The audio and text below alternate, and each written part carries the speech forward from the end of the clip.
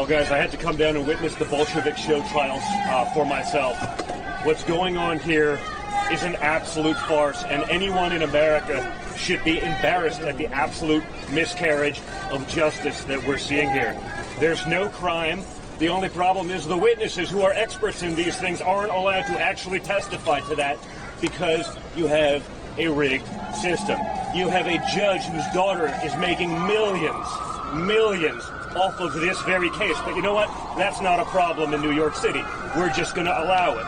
When our defense goes after arguably the least credible witnesses in the history of, witnesses, you're not allowed to ask the damning questions of them. The star witness in this case is a 9 times convicted liar, and now an admitted thief. That is who they're hanging the entire case on. The other one happens to be a porn star.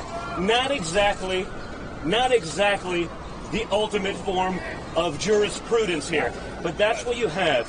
And what it's doing is setting a disastrous precedent for our legal system, for justice in America. If it can happen to Donald Trump, and if they will try to do this to someone like Donald Trump, with a platform, hundreds of millions of followers, the ability to fight, they will do it to anyone. They have weaponized this system against their political enemies, and they've started to go down a very dangerous and a very slippery slope.